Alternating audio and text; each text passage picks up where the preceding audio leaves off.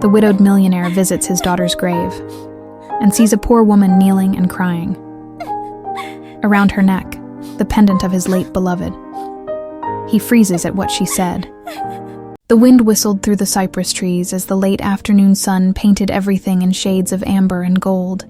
Edward Parker stood alone before the marble tomb, his black suit sharp against the fading light, his eyes carved hollow by years of sleepless nights. He'd come here every week for the past 9 years. Same day, same time, same crushing weight in his chest that never seemed to lift. He knelt slowly, his knees protesting against the cold stone, and placed a single white rose on the polished surface. The inscription stared back at him, as it always did. Emily Rose Parker, born and gone, same day, forever in our hearts. "Hey, sweetheart," he whispered, his voice cracking. "Dad's here again." The cemetery was quiet except for the rustle of leaves and the distant clang of a gate somewhere beyond the hills of graves. Ribbons from funeral arrangements fluttered like tiny trapped wings against the headstones. This place had become more familiar to him than his own home, a sanctuary of grief, where he didn't have to pretend everything was fine. He closed his eyes, letting the memories wash over him. Margaret's laugh, the way she'd looked at him when the doctor said they were having a girl, the nursery they'd painted together, soft yellow because they wanted it to feel like sunshine. And then, nothing, just the sterile hospital room, the doctor's solemn face, the words that shattered his world. "I'm sorry, Mr. Parker. We did everything we could, both of them, gone in one night." "Excuse me." The voice was soft, almost apologetic. Edward looked up, startled. A young woman stood a few feet away, her arms full of simple flowers, daisies and carnations. Nothing fancy. She wore a plain gray uniform with a name tag he couldn't quite read from this distance, and her dark hair was pulled back in a practical ponytail. There was something gentle in the way she held herself, like she was used to being invisible. "I'm sorry to interrupt," she said, taking a small step forward. "I just need to... The arrangement here got a bit messed up in the wind. Would you mind if I..." Edward shook his head, rising to his feet and stepping back. "No, please go ahead." The young woman moved with quiet efficiency, her fingers deftly rearranging the fallen petals and replacing wilted stems with fresh ones. She worked like someone who'd done this 1,000 times, quick but respectful, never rushing. Edward watched her, something about the scene feeling oddly comforting. Most people who worked here treated the graves like just another job. She didn't. "Thank you," he said when she finished, "for taking care of... for the flowers." She looked up at him then, and he saw her eyes for the first time. Warm brown, touched with the kind of sadness that comes from seeing too much loss too young. "Of course. I'm sorry for your loss." It was then that he saw it.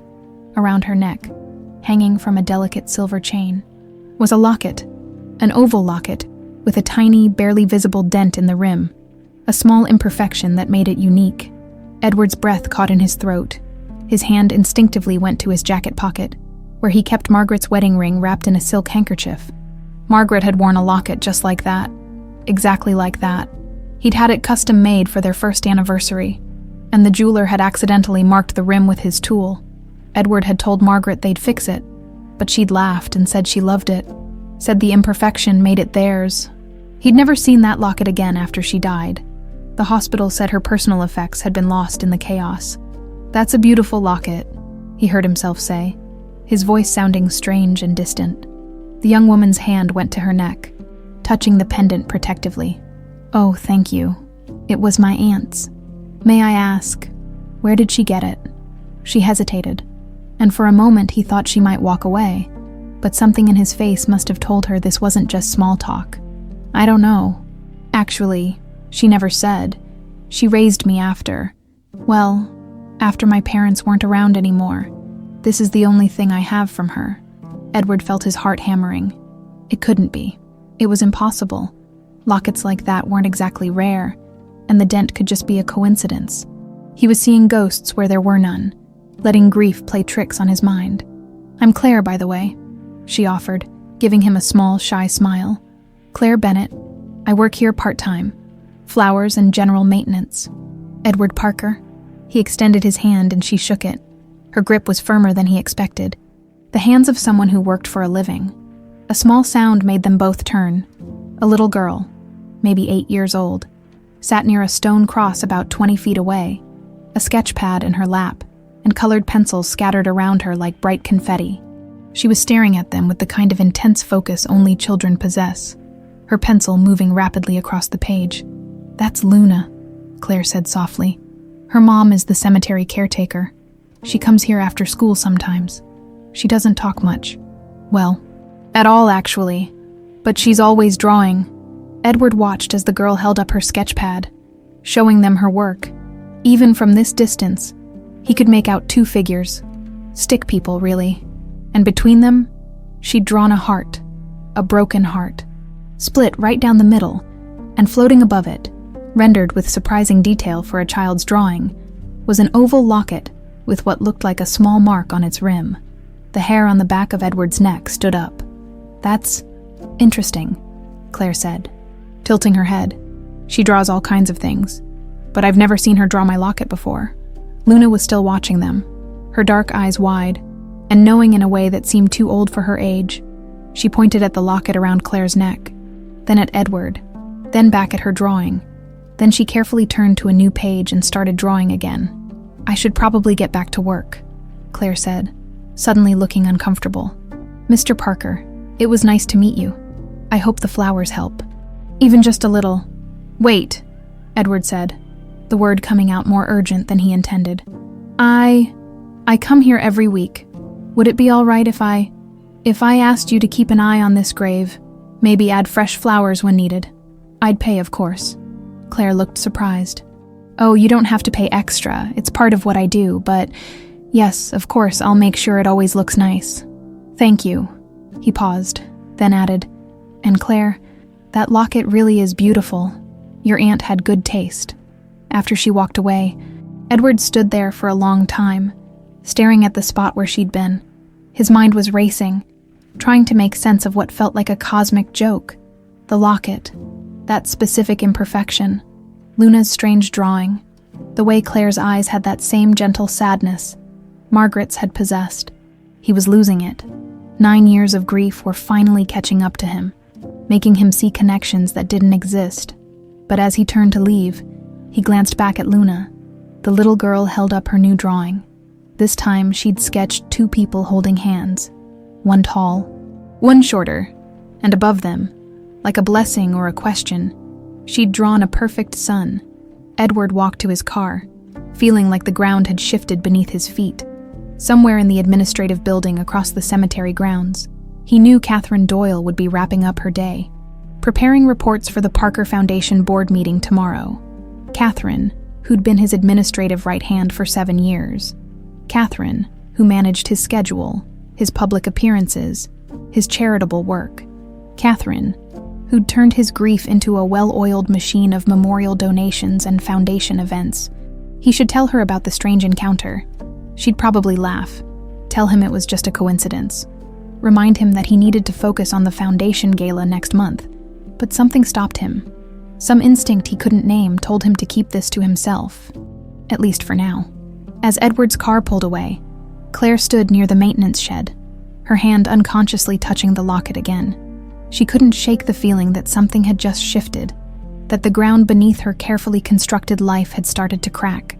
And in the gathering dusk, Luna added one final detail to her drawing, a tiny, precise mark on the locket's rim, rendered with the kind of attention that suggested she saw more than anyone gave her credit for. Edward couldn't sleep that night.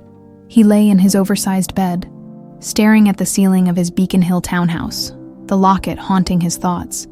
At 2 a.m., he finally gave up and went to his study, pulling out the wooden box he kept in the bottom drawer of his desk, the one he'd sworn he'd never open again.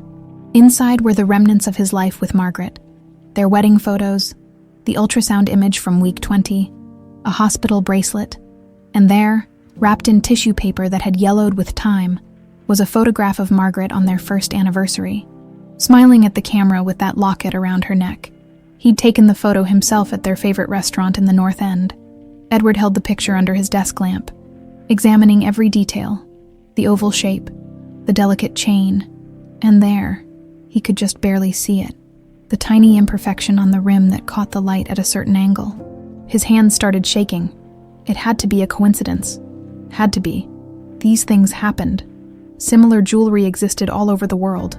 The dent could have been made by any jeweler using the same technique.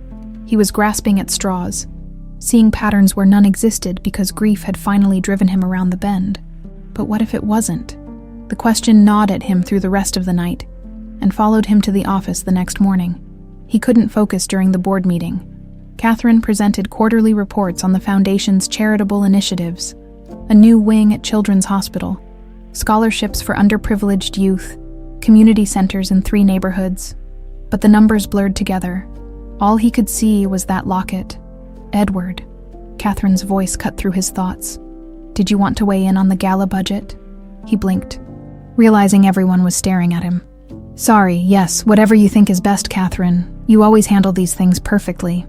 She smiled, but something flickered in her eyes. A brief flash of calculation he'd never noticed before. Or maybe he had noticed and just never cared enough to question it. After the meeting, Catherine lingered while the other board members filed out. She wore one of her signature tailored suits, cream-colored and expensive, her blonde hair pulled back in a flawless chignon. Everything about her screamed control and precision. You seem distracted today, she said, closing the conference room door. Is everything all right? Fine. Just didn't sleep well. The anniversary is coming up, isn't it? 9 years. Her voice was soft, practiced sympathy. I know this time of year is always difficult for you. Perhaps we should schedule some time off after the gala. Maybe. Edward gathered his papers, eager to end the conversation. I was thinking of visiting the cemetery more often, just for a while. Something changed in Catherine's expression. So subtle he almost missed it. A tightening around her mouth, a sharpness in her gaze. More often than weekly, Edward. I worry about you getting too lost in the past. Margaret wouldn't have wanted. You didn't know Margaret, he said, the words coming out harder than intended. Catherine blinked, clearly taken aback. Of course, I'm sorry. I just meant that grief has stages, and sometimes I know what you meant. He softened his tone. I appreciate your concern, Catherine. I really do, but I'm fine. She studied him for a long moment, then nodded. Of course. Let me know if you need anything. After she left, Edward sat alone in the conference room, staring at the city skyline through the floor-to-ceiling windows. Catherine had been invaluable these past 7 years. She'd taken over when he could barely function, had built the foundation into something Margaret would have been proud of. He owed her everything. So why did that look in her eyes bother him so much? That afternoon, Edward drove back to the cemetery.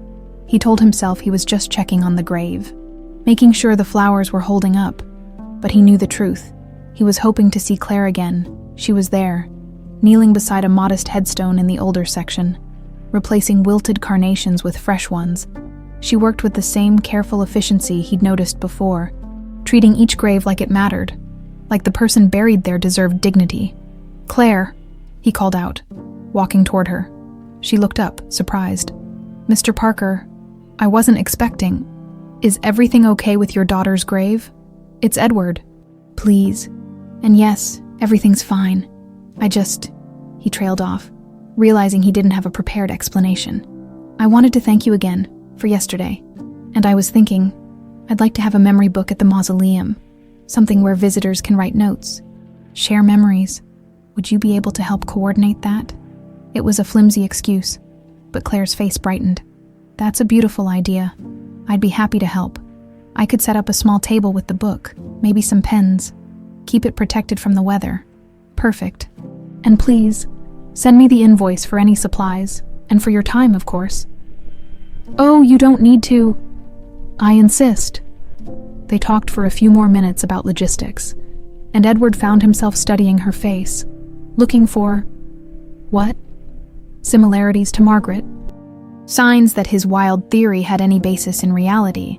But Claire was just a young woman trying to make a living, kind and hardworking, with no idea that a grieving stranger was projecting impossible hopes onto her. He was about to leave when Luna appeared, materializing from behind a large oak tree like a small ghost.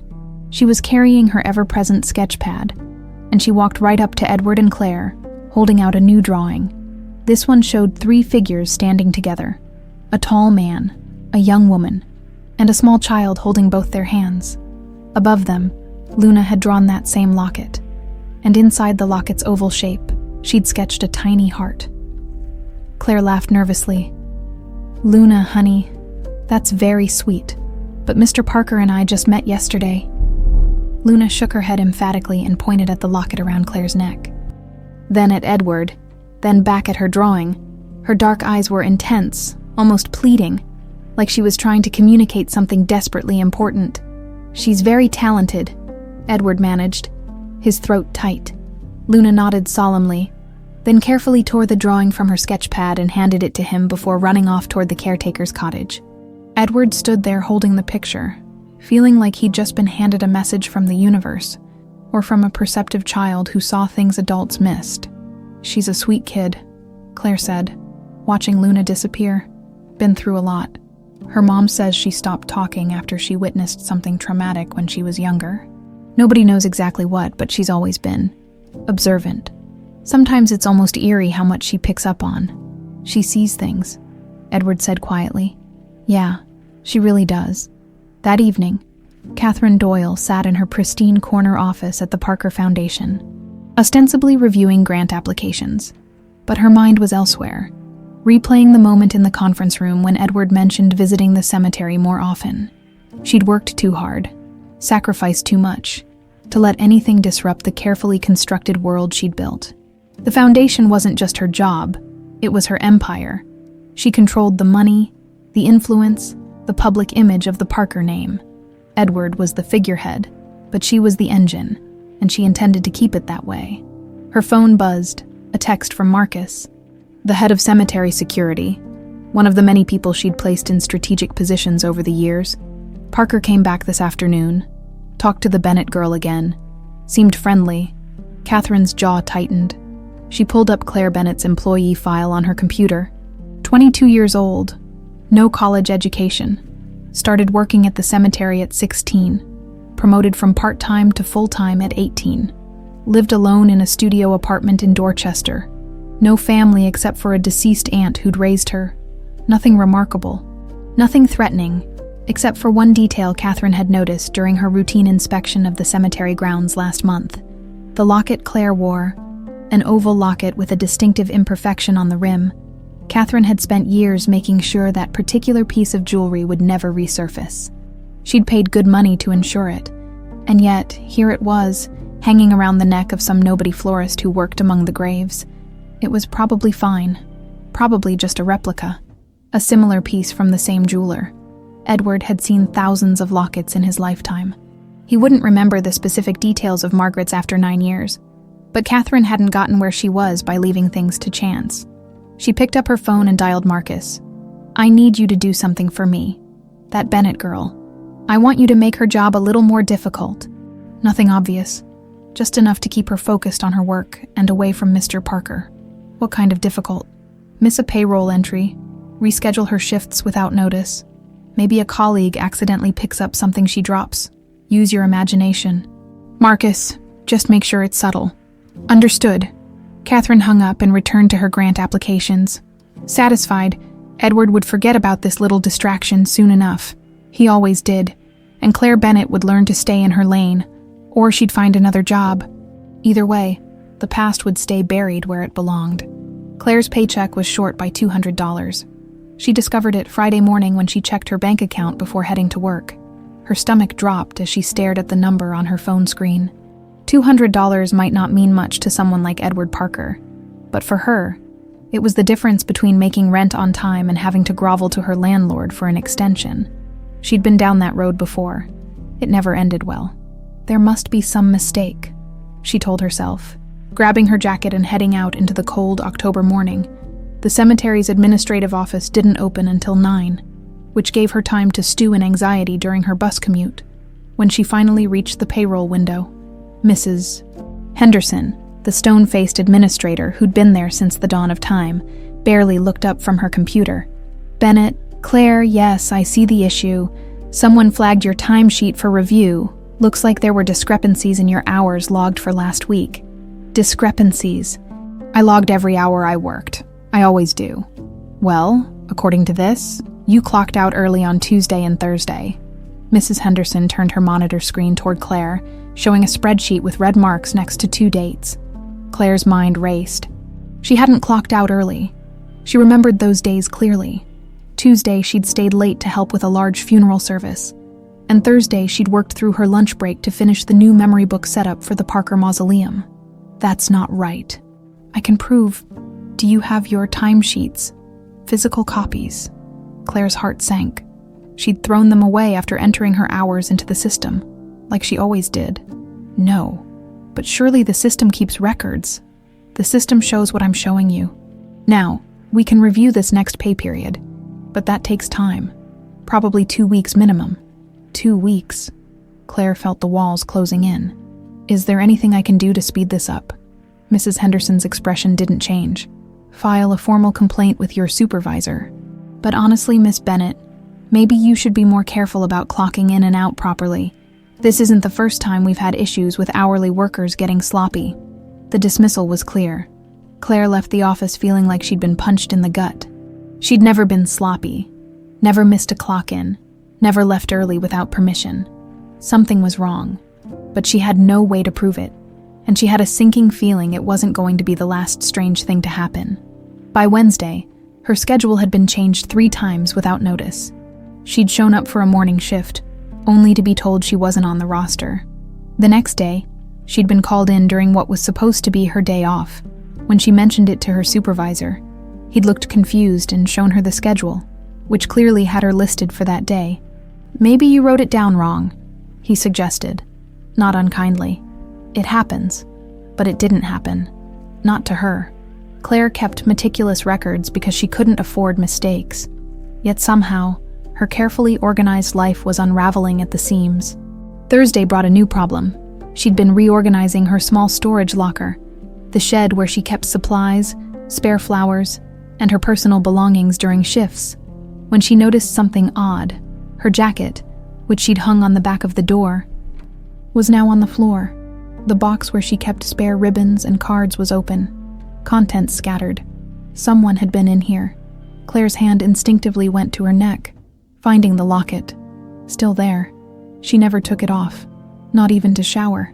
It was the one thing she couldn't afford to lose, the only link to Aunt Ruth, to whatever past she'd come from. She started to clean up the mess, then froze. Lying on the floor near her jacket was a note, printed in generic computer font. Some things are better left alone. Be smart. Claire's hands shook as she picked up the paper. It wasn't signed, no indication of who'd left it or what it meant, but the message was clear enough. Someone wanted her to back off. Back off from what? Exactly? She was just a florist. She kept her head down, did her work, didn't bother anyone.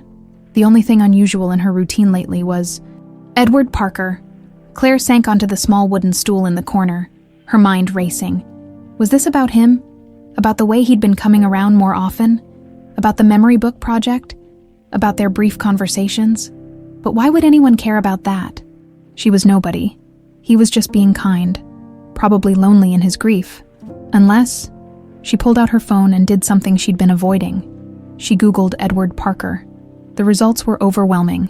Articles about the Parker Foundation, its charitable work, the millions in donations, photos of Edward at galas, at ribbon-cutting ceremonies, always with the same woman by his side. Elegant, blonde, perfectly composed. Catherine Doyle, the foundation's executive director. Claire scrolled deeper, finding older articles. Coverage of Margaret Parker's death 9 years ago. Tragedy strikes Parker family. Wife and newborn daughter lost in delivery complications. There were photos of Edward at the funeral, looking destroyed, being supported by family members. And there, in several of the photos, Claire noticed something. Catherine Doyle was already there, not as executive director. That title came later, but as a family friend and advisor during this difficult time. Catherine had been positioning herself in Edward's life from the very beginning. Claire closed her browser, feeling like she'd stumbled onto something bigger than she could understand. But one thing was becoming clear. Someone didn't want her anywhere near Edward Parker, and whoever it was had the power to mess with her paycheck, her schedule, and her personal space. The question was, What were they afraid she'd discover? That night, alone in her tiny studio apartment, Claire made a decision. She'd been avoiding it for years, too afraid of what she might find, or might not find.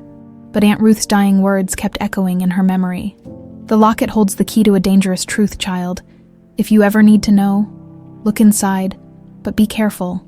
Some truths come with a price. Claire had never looked, never tried to open what appeared to be a solid piece of jewelry. But Aunt Ruth had been insistent, even in her morphine-hazed final hours. There was something inside, something important. She sat at her small kitchen table under the harsh fluorescent light, the locket in one hand and her sewing kit in the other.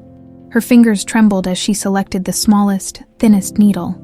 The locket's edge had a barely visible seam, so thin she'd always assumed it was just part of the design. But as she carefully inserted the needle and applied gentle pressure, she felt something give. Her heart hammered, with painstaking care, using the needle and then a small flathead screwdriver from her toolkit. Claire worked at the seam. It took 20 minutes of careful prying before she felt the locket pop open. Not like a traditional locket that swung on a hinge, but a hidden compartment in the rim itself, so cleverly disguised she'd never have found it without knowing to look. Inside was a piece of paper, folded so many times it was barely larger than a postage stamp. Claire's hands shook as she unfolded it, terrified it would crumble to dust. But the paper held, revealing cramped handwriting and faded ink. The note was dated November 3rd, 9 years ago, just days after Margaret Parker's death. The message was brief. If this locket has found you, it means I failed to protect you. I'm so sorry. Your name is Emily Rose. You were born at 11:47 p.m. on October 31st at St. Michael's Hospital. They told him you were dead. They told him we were both gone. But I left you with Ruth, the only person I could trust. She'll keep you safe until it's time. When you're ready, find Parker. Show him the mark on your left shoulder blade. He'll know. The rest of the truth is buried with me. But this locket will prove who you are. Be careful. The people who did this are powerful. They'll do anything to keep their secrets. Me. Claire read the note 3 times, then 4, then 5. The words blurred as tears filled her eyes. Emily Rose, the name on Edward Parker's daughter's grave. October 31st, her birthday, or at least the birthday Aunt Ruth had always celebrated with her. St. Michael's Hospital, where she'd been born, according to the sparse records Aunt Ruth had kept. Emmy, Margaret, Emily. Margaret Parker's middle name. Claire set down the note with shaking hands and twisted her neck, trying to see her left shoulder blade in the bathroom mirror. She'd always had a birthmark there, a small, distinctive mark shaped vaguely like a crescent moon. She'd never thought anything of it, but according to this note, it was proof of something. Proof that she might be the daughter Edward Parker thought he'd lost. Proof that someone had faked her death and given her to Ruth to hide. Proof that she'd been stolen. Claire's mind reeled. It was impossible. Insane. People didn't just steal babies from hospitals and fake death certificates, except, apparently they did. And whoever had done it was powerful enough to threaten her now. 9 years later, just for talking to Edward, she looked at the note again, at the initials MI, and suddenly understood why the handwriting had seemed familiar. She'd seen it before, in the glass display case at the Parker Foundation building, where they kept memorabilia from Margaret's life. Letters she'd written, notes she'd left for Edward, the same distinctive loop on the capital E. Claire sat there in her tiny apartment, holding a piece of paper that said she wasn't who she thought she was, that the life she'd built was founded on a lie, that somewhere out there was a father who'd mourned her for 9 years, and someone was willing to threaten her to keep that truth buried. She thought about the note in her locker. Some things are better left alone. But how could she leave this alone? How could she pretend she hadn't seen this, hadn't read these words, didn't know what they meant? Claire carefully refolded the note and put it back in the locket's hidden compartment, then fastened the jewelry around her neck. Her hands were still shaking. She had no proof beyond a 9-year-old note and a birthmark. No way to verify the claims without putting herself at risk. And clearly, someone was already watching, already trying to scare her off. But she couldn't unknow what she'd learned. She couldn't unread those words. They told him you were dead. Somewhere in this city, Edward Parker was mourning a daughter who might be alive, and Claire had to decide what to do about it. Claire didn't sleep that night. She lay in bed staring at the water-stained ceiling of her studio apartment, the locket feeling heavier than ever against her chest. Every time she closed her eyes, she saw those words. They told him you were dead. By dawn, she'd made a decision. She needed to talk to Edward Parker. Not just casual conversation at the cemetery, but a real conversation. She needed to show him the note, the locket, ask him about the birthmark. She needed answers, but how? He was Edward Parker, millionaire philanthropist who lived in a Beacon Hill townhouse and ran a foundation worth millions. She was Claire Bennett, cemetery worker who lived paycheck to paycheck in a studio with questionable plumbing. She couldn't just show up at his door. The Parker Foundation had an office downtown. That was her best shot. Claire called in sick to work, the first time she'd ever done so, and took the bus into the city. The foundation's building was a restored brownstone in the financial district, all brass fixtures and marble floors. Through the glass doors, she could see the elegant reception area, the framed photos of charitable projects on the walls, the polished professionalism of it all. She felt completely out of place in her thrift store coat and worn sneakers, but she'd come this far. She pushed through the doors. The receptionist looked up with a practiced smile that didn't quite reach her eyes. "Good morning. Do you have an appointment?" "No, but I need to speak with Edward Parker. It's important. I'm afraid Mr. Parker doesn't take walk-in appointments. If you'd like to schedule, please, just tell him Claire Bennett is here from the cemetery. He'll know who I am." The receptionist's expression shifted slightly. Recognition, maybe, or concern. One moment, she picked up the phone, spoke in low tones, then looked up at Claire with a different kind of smile. Professional but cooler. "I'm sorry, Miss Bennett. Mr. Parker is in meetings all morning. If you'd like to leave your contact information." "I'll wait. That's really not—" "I'll wait," Claire repeated firmly. Moving to sit in one of the leather chairs in the waiting area, the receptionist looked uncomfortable but didn't argue. Claire sat there for 20 minutes, watching well-dressed people come and go, before the elevator doors opened and Catherine Doyle emerged. Claire recognized her instantly from the photos online. In person, Catherine was even more imposing. Tall, elegant, moving with the confidence of someone who owned every room she entered. Her cream-colored suit probably cost more than Claire's entire wardrobe. "Miss Bennett?" Catherine's voice was smooth as silk. "I'm Catherine Doyle, Executive Director of the Foundation. I understand you're looking for Mr. Parker." Claire stood. "Yes, I need to speak with him. It's personal. I'm afraid Mr. Parker's schedule is quite full today, but perhaps I can help. If this is regarding the cemetery or your work there, it's not about work. It's private." Something flickered in Catherine's eyes. "I see. Well, Mr. Parker values his privacy. As I'm sure you can understand, he's still grieving." "Miss Bennett, sometimes well-meaning people can inadvertently cause more pain by—" "I'm not trying to cause pain. I just need to talk to him." Catherine's smile tightened. "Of course, tell you what. Why don't we step into my office? I can take a message for Mr. Parker. Make sure he receives it." Claire hesitated. Everything about this felt wrong. But what choice did she have? She couldn't exactly force her way past security to Edward's office. She followed Catherine into a sleek corner office with floor-to-ceiling windows overlooking the city. Catherine closed the door and gestured to a chair, but Claire remained standing. "So," Catherine said, her tone still pleasant, but with an edge underneath. "What's this about?" "Like I said, it's private, between me and Mr. Parker." "Miss Bennett." "Claire. May I call you Claire? I'm trying to help here, Mr. Parker is a very busy man, and he's been through tremendous loss. I'm protective of him. Surely you can understand that." Claire's hand unconsciously went to her locket. Catherine's gaze followed the movement, and for just a second, something dark passed across her face. "That's a lovely locket," Catherine said softly. "Where did you get it?" "It was my aunt's." And your aunt was—" "She passed away when I was 16. Catherine moved closer, her heels clicking on the hardwood floor. "You know, Claire, I've been thinking about you since I heard Mr. Parker had taken an interest in having you manage the memorial arrangements. It's sweet, really. He appreciates thoughtful people, but sometimes—" She paused, standing directly in front of Claire now, invading her personal space. "Sometimes people get the wrong idea. They see a lonely, wealthy man and they think maybe they can take advantage of his grief. Claire's stomach dropped. That's not what this is it? Catherine's voice was still soft, but her eyes were hard. A young woman with a sad story, working at the cemetery where his daughter is buried. It's quite a coincidence. I would never. Catherine reached out and took Claire's wrist.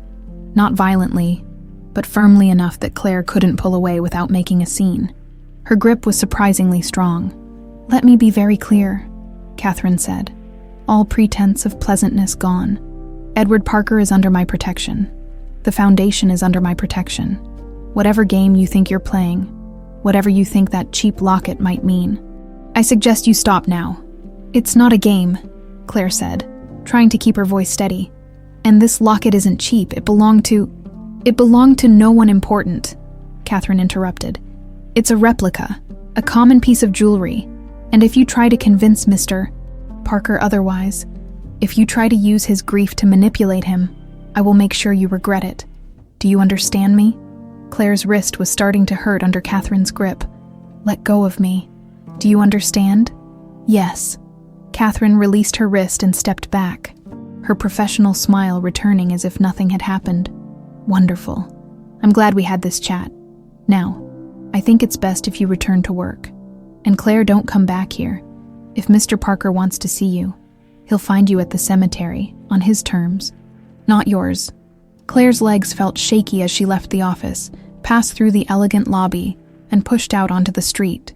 The October air was cold on her face, but she barely felt it. Her wrist throbbed where Catherine had gripped it, and she knew there would be bruises tomorrow. But more than the physical pain, she felt the crushing weight of realization. Catherine Doyle knew about the locket. She'd recognized it, and she was terrified of what it might mean, which meant the note was real. All of it was real, and Catherine was involved. Claire took the bus back to the cemetery in a daze, barely registering the stops. When she arrived, she found a written warning on her locker door. Unscheduled absence without proper notification. Further violations may result in termination. She'd called in sick. She'd followed procedure, but somehow it didn't matter. They were coming at her from every angle now. Claire crumpled the warning and shoved it in her pocket, then grabbed her supplies and headed out to the graves. She needed to work, needed to move, needed to do something with her hands before she completely fell apart. She was replanting some mums near the Parker mausoleum when she heard small footsteps behind her. Luna, the little girl, was carrying her sketch pad as always, but this time she looked agitated. She kept glancing over her shoulder toward the administrative building, then back at Claire, then at her drawings. "Hey, sweetie," Claire said softly. "You okay?" Luna shook her head emphatically. She flipped through her sketch pad frantically until she found what she was looking for, then held it up for Claire to see. The drawing showed a woman, tall, with long hair pulled back, standing over a smaller figure who appeared to be crying or hurt. Above the scene, Luna had drawn dark clouds and what looked like lightning bolts, and next to the tall woman, she'd drawn a symbol, a simple geometric logo that Claire recognized immediately, the Parker Foundation logo. "Luna, who is this?" Claire asked, pointing to the tall woman. Luna turned to a new page and drew quickly. A name, spelled out in careful letters. "Catherine." Claire's blood ran cold. "Did you see something? Did Catherine hurt someone?" Luna nodded, then started drawing again. This time she drew what looked like a hospital room. A bed, a woman lying in it, and standing nearby. Two figures, one in a white coat, one in regular clothes. Luna drew an arrow from the woman in regular clothes to her previous drawing of Catherine. Then Luna drew something else, a baby, and an arrow showing the baby being carried away from the hospital room. Claire's hands shook as she watched Luna work. The little girl was showing her something, a memory maybe, or something she'd overheard, pieced together from adult conversations she wasn't supposed to understand. "Luna," Claire whispered, "when did you see this? How do you know?" But Luna was already drawing more. A gravestone, a name, Emily Rose, and next to it, she drew a question mark. Then she took Claire's hand and placed it on the locket around her neck. She pointed to Claire, then to the gravestone in her drawing, then to the baby being carried away. The message was clear. "You are Emily Rose. You are the baby." You didn't die. Claire knelt down to Luna's level. Sweetheart, I don't understand how you know this. Did you see something? Did someone tell you? Luna shook her head.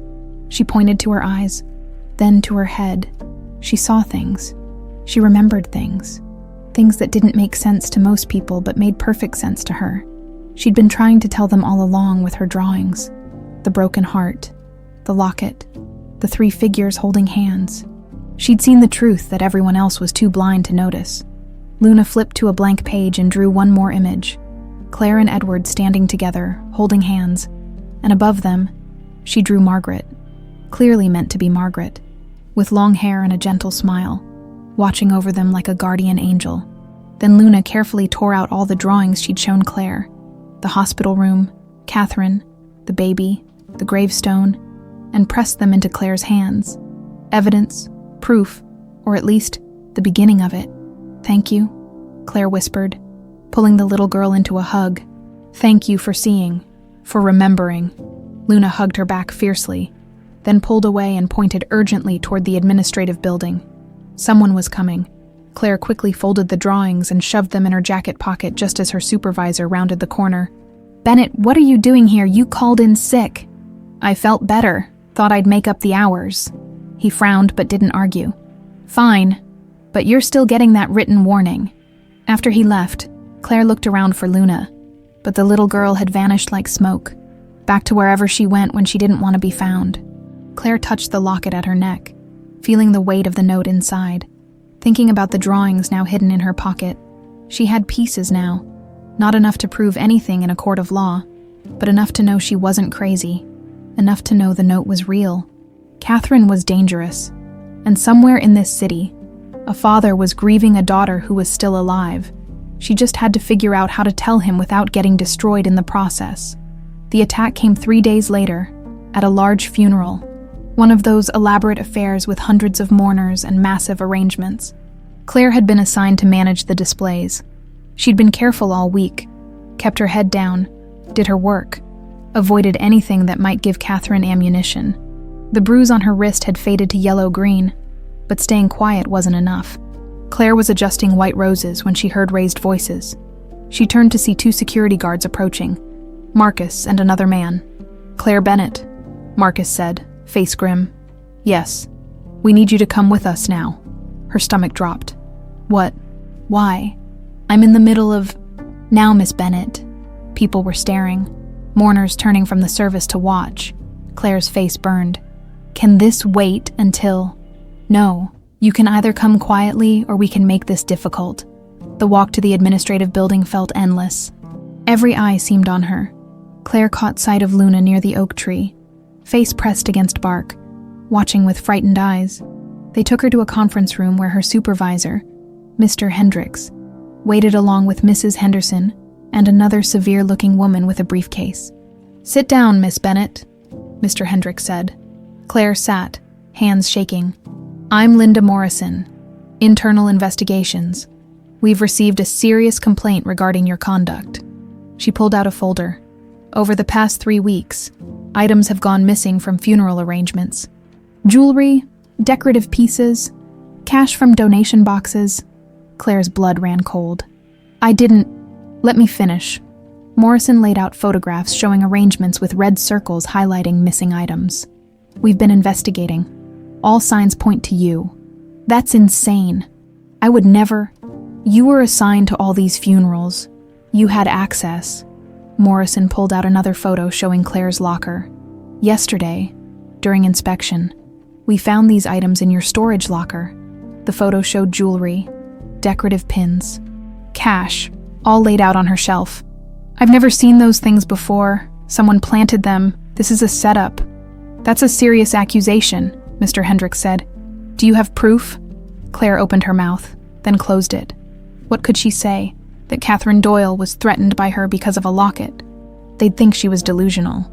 I thought not, Morrison said.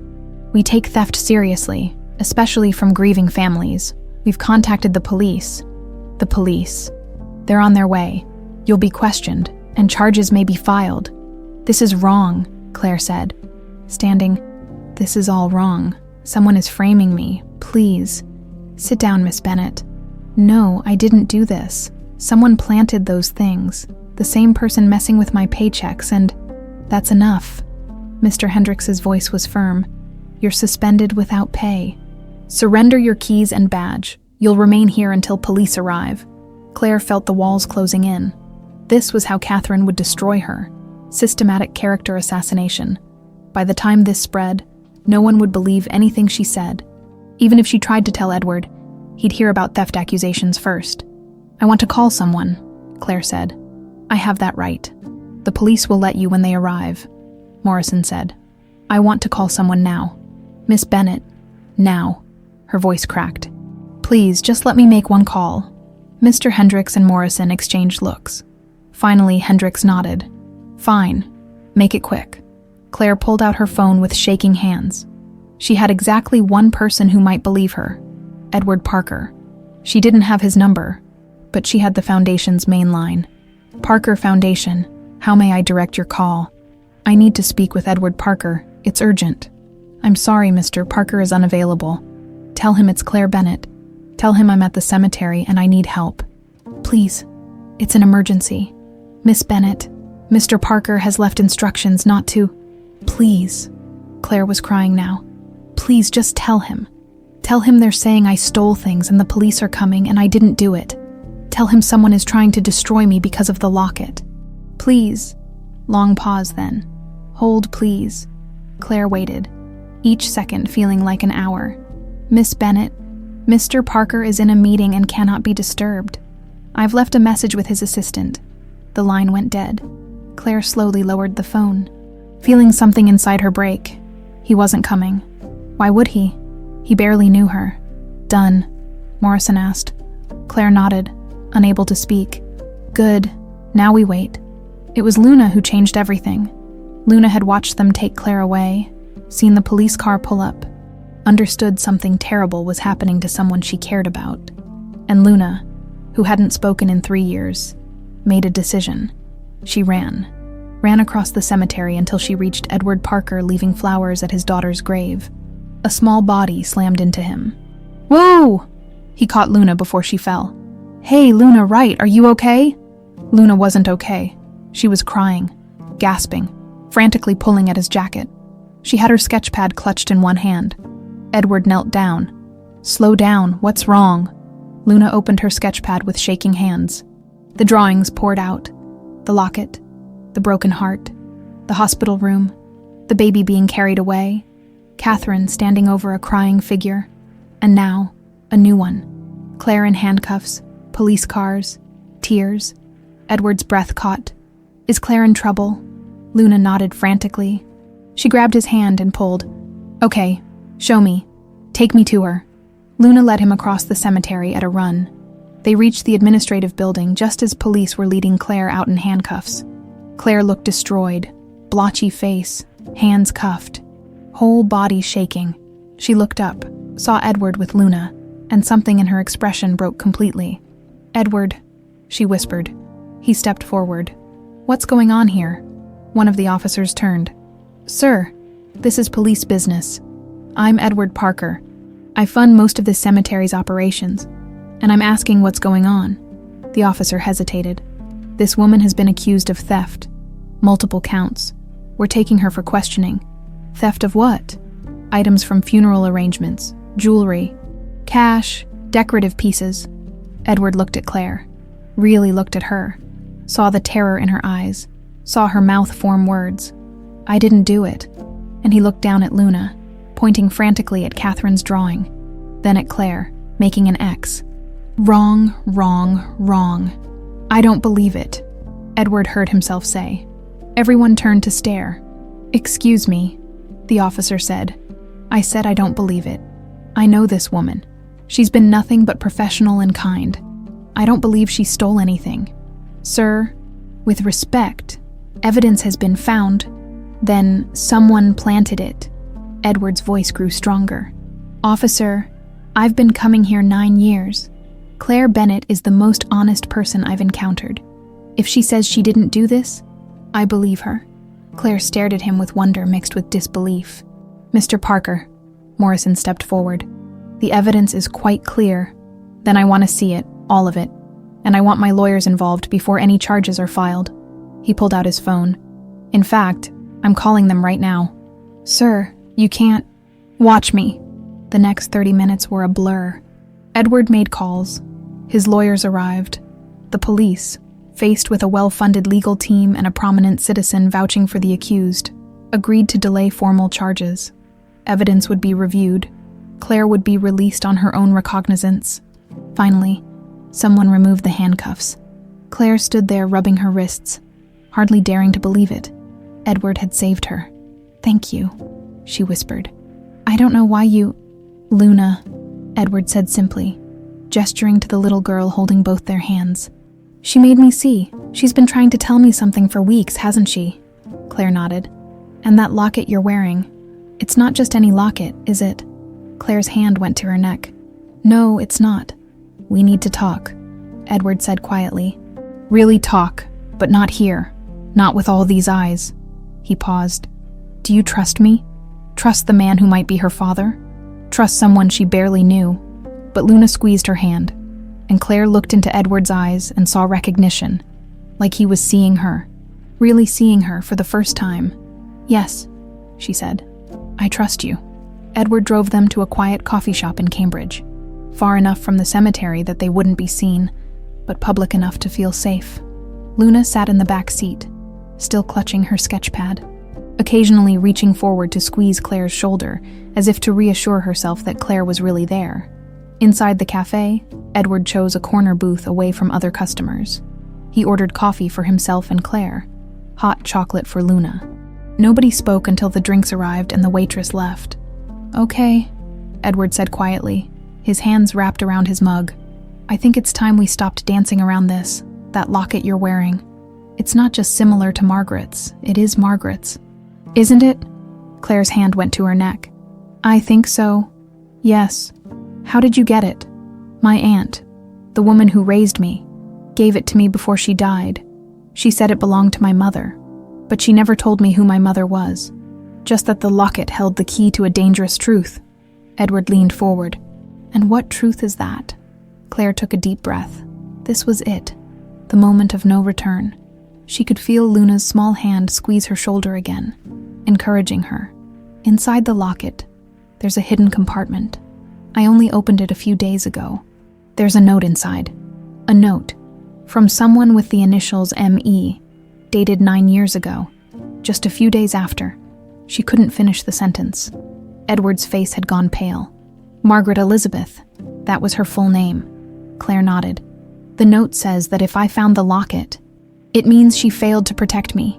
It says my name is Emily Rose, that I was born at St. Michael's Hospital on October 31st at 11:47 p.m., that they told you I was dead, that they told you we were both gone, but she left me with someone named Ruth, my aunt, to keep me safe." The coffee cup trembled in Edward's hands. He set it down carefully, as if afraid he might drop it. That's impossible. I was there. I saw the death certificates, both of them. The note says the people who did this are powerful, that they'd do anything to keep their secrets." Claire pulled the locket off and, with shaking fingers, opened the hidden compartment.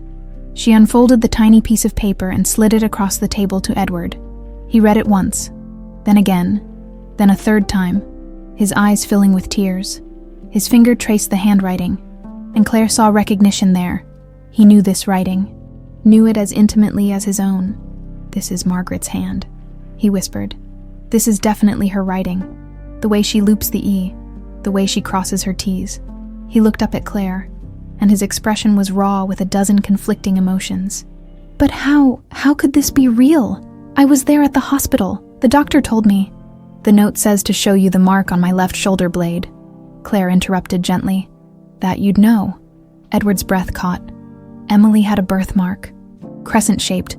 The ultrasound tech had pointed it out months before. Said it was unusual to see them so clearly. "Margaret and I used to joke that our daughter was marked by the moon." His voice broke. "They never let me see the body. Said it would be too traumatic. I always wondered if that was the right decision, if I should have insisted, but I was so destroyed, I couldn't think straight." Claire turned slightly in the booth and pulled down the collar of her shirt, exposing her left shoulder blade. There, dark against her pale skin, was the crescent-shaped birthmark.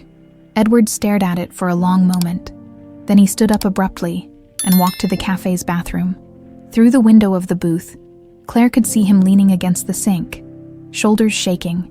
Luna slipped out of her seat and into Claire's side of the booth. Pressing against her, the little girl opened her sketch pad to a new drawing, one Claire hadn't seen before. It showed two puzzle pieces fitting together, and above them, a simple word in Luna's careful handwriting: family. When Edward returned several minutes later, his eyes were red, but his expression was more composed. He slid back into the booth and looked at Claire like he was seeing her for the first time. "Tell me about your life," he said quietly. "Tell me about growing up with Ruth. Tell me everything." So Claire did. She told him about her earliest memories, a small apartment that always smelled like herbs and candles because Ruth worked as a midwife, about how Ruth had been kind, but distant, loving but haunted, like she carried a terrible secret that weighed on her constantly, about how Ruth had homeschooled her until she was 12, keeping her isolated, always looking over her shoulder like she expected someone to come take Claire away. She was paranoid, Claire said, always checking the locks, always warning me not to talk to strangers, never letting me get my picture taken for school records. I thought she was just anxious, but now I think she was protecting me. From who? From whoever took me from the hospital. From whoever falsified those death certificates. Claire paused. From Catherine Doyle. Edward's expression darkened. What makes you think Catherine is involved? Because she threatened me. Because she recognized the locket the moment she saw it, and tried to get me to hand it over. Because everything that's happened over the past week, the paycheck issues, the schedule changes, the planted evidence. It all started after you and I began talking. Claire leaned forward. Edward, Catherine has been by your side since Margaret died. She was there at the funeral as a family friend. She's controlled your foundation, your schedule, your entire life for 9 years. And the moment someone shows up who might threaten that control, she tries to destroy them. Edward was quiet for a long time, processing. Finally, he reached into his jacket pocket and pulled out his wallet. From a hidden sleeve, he extracted a worn photograph, so old and handled that the edges were soft. "This was taken the day Emily was born," he said quietly. "Before everything went wrong, the nurse took it. Just one picture of Margaret holding the baby. She was only alive for 47 minutes, they said. Not even an hour." His voice cracked. "I've carried this with me every day for 9 years. It's torn in half because the other part, the hospital said it was lost in the confusion." He laid the photograph on the table. It showed Margaret in a hospital bed, looking exhausted but radiant, holding a tiny newborn wrapped in a blanket with a small embroidered emblem on it. But the photo was torn down the middle. You could only see part of the baby, part of Margaret, part of the scene. Claire felt Luna's hand squeeze hers tightly. "May I?" Claire asked, reaching for her jacket pocket. Edward nodded. Claire pulled out the drawings Luna had given her. She shuffled through them until she found what she was looking for, tucked between 2 pages. The piece of paper that had fallen from the locket's compartment when she first opened it. Another photograph, also torn, also aged and worn. She laid it on the table next to Edward's. They fit together perfectly.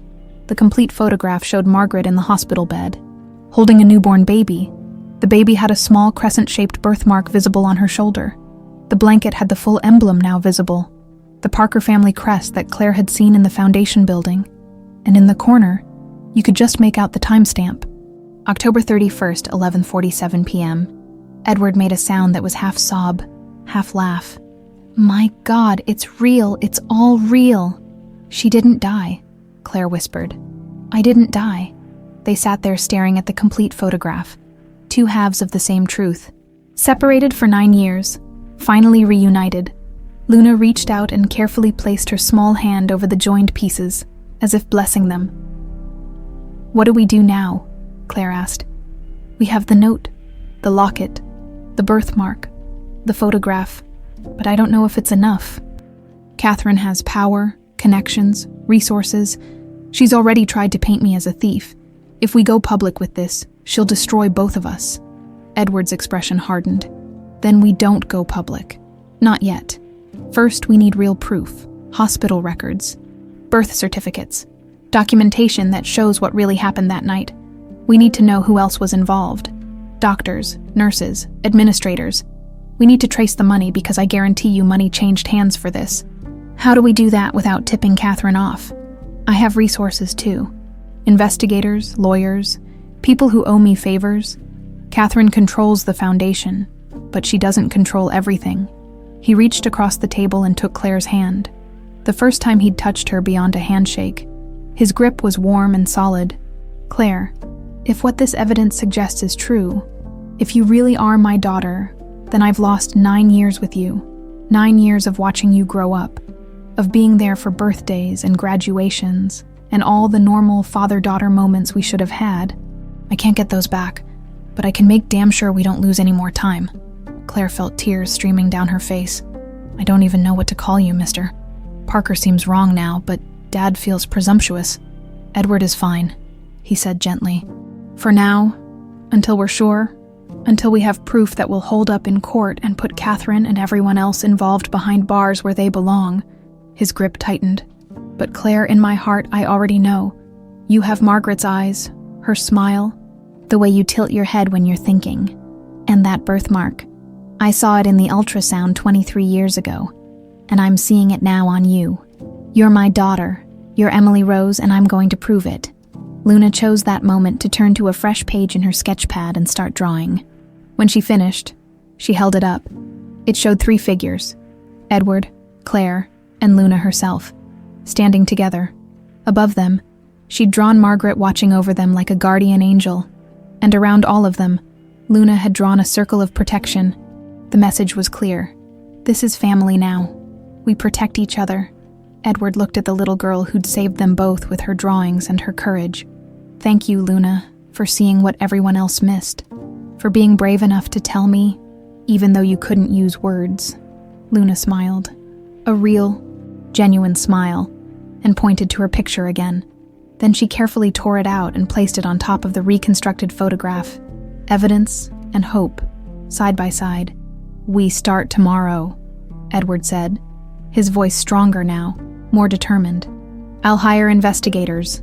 We'll get hospital records, find Ruth's documentation about where you came from, track down anyone who worked at St. Michael's that night. We'll build a case so airtight that Catherine won't be able to lie her way out of it. She'll fight back, Claire warned. She'll try to discredit us, plant more evidence, maybe worse. Let her try this time. I'm paying attention. This time, I'm not a grief-stricken widower who'll believe whatever he's told. This time, I'm a father who just found his daughter. Edward's expression was fierce, and I will move heaven and earth to make sure nothing separates us again.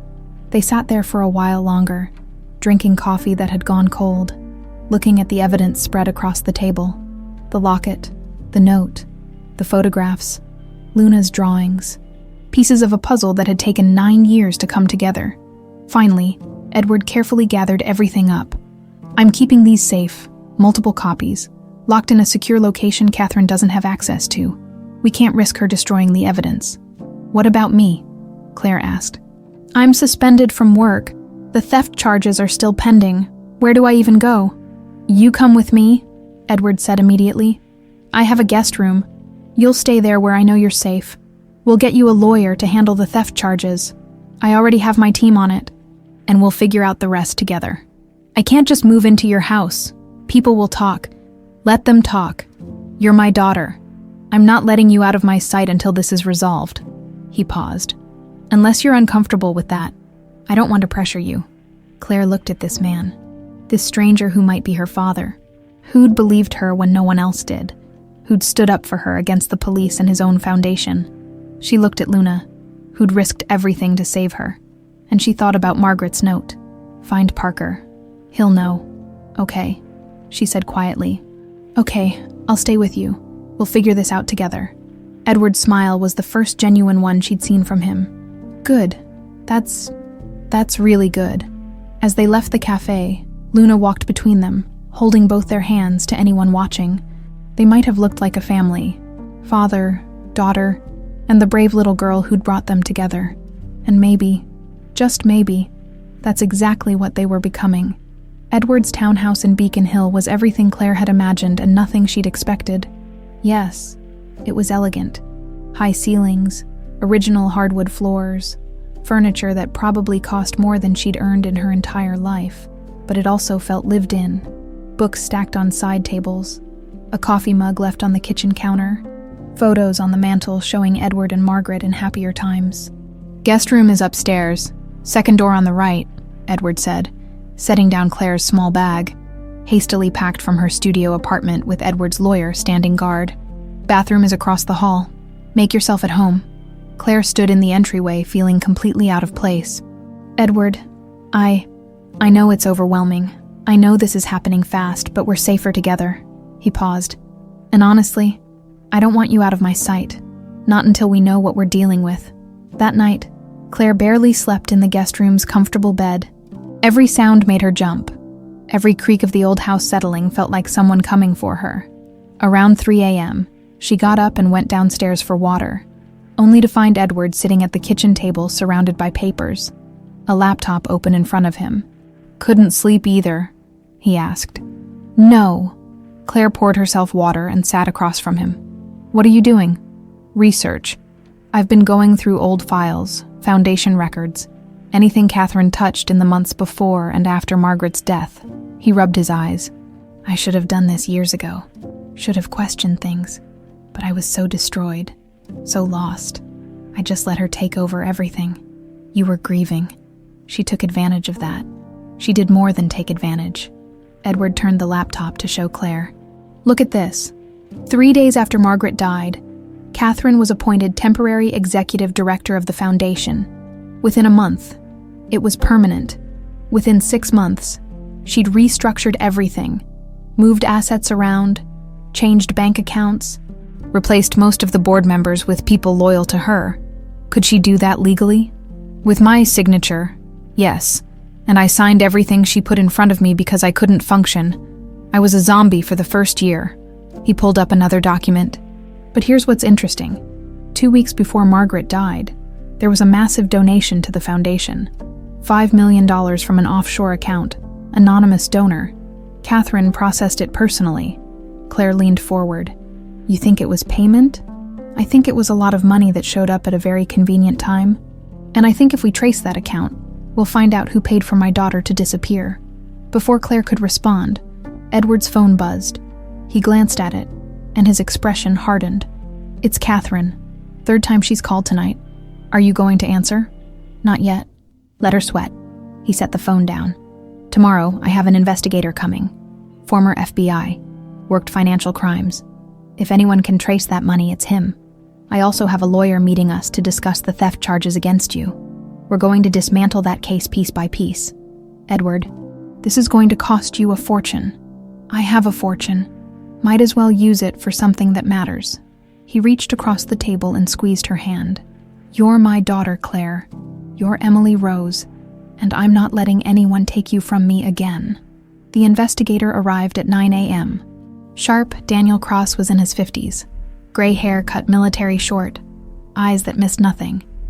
He spent 2 hours listening to their story, examining the evidence. The locket, the note, the photograph, Luna's drawings. "It's compelling," he said finally. "But circumstantial. A good lawyer could tear this apart in court. We need hard evidence, documentation." "Can you get it?" Edward asked. "I can try. I'll start with St. Michael's Hospital, birth records, staff schedules from that night, any incident reports.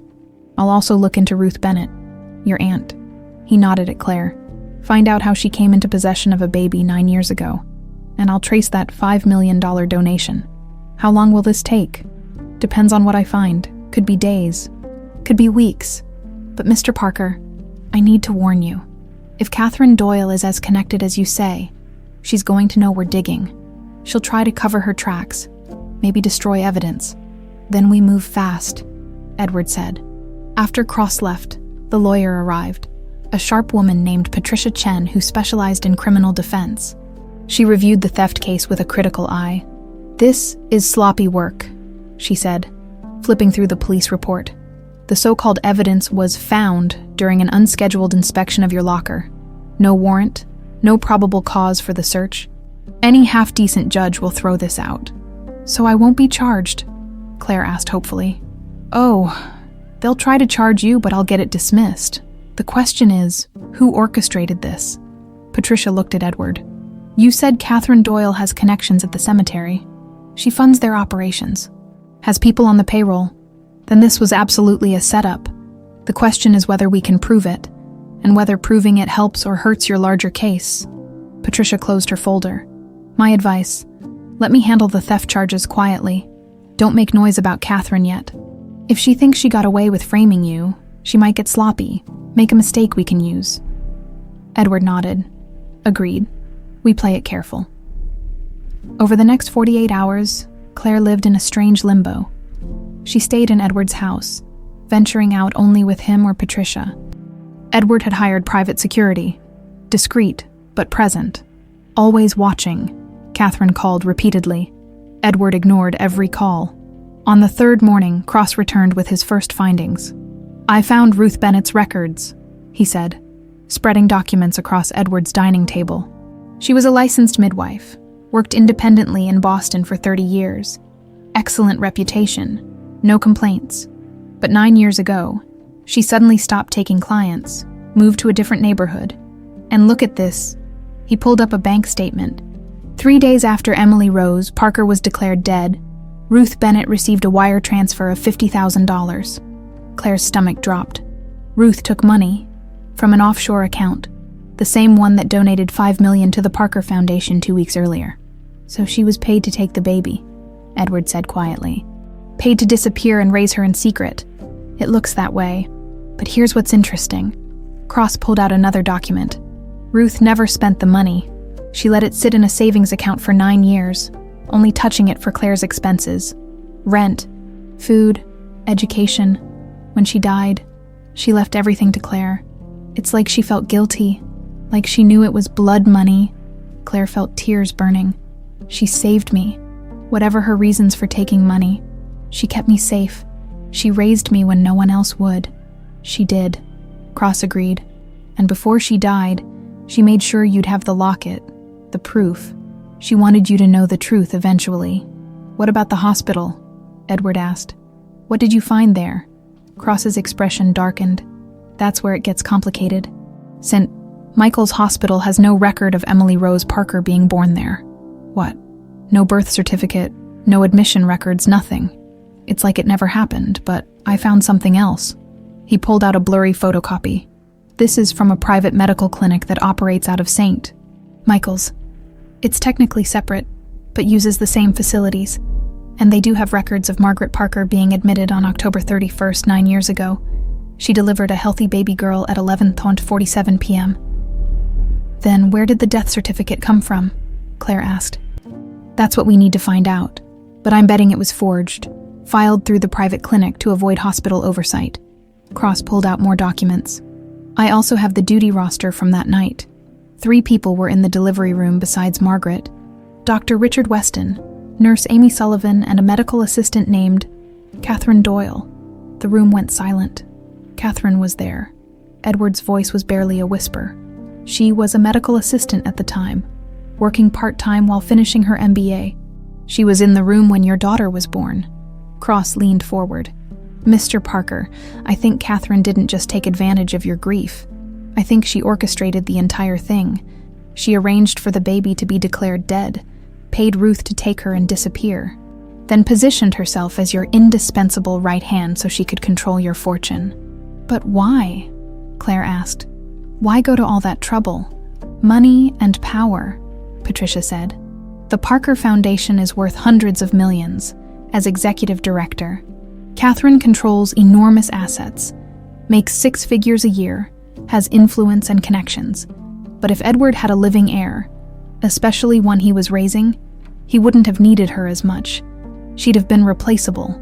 So she stole my daughter to make herself irreplaceable, Edward said, voice shaking with barely controlled rage. That's my theory, Cross said, and I think Dr. Weston was in on it. I've been digging into his finances. He retired 2 years ago at age 55 to a mansion in the Hamptons. That's not normal for someone who spent their career at a mid-tier hospital. Can we prove any of this? Edward asked. I'm working on it. I've got a source at the clinic who's pulling records. I'm also tracking the offshore accounts. It takes time, but money always leaves a trail.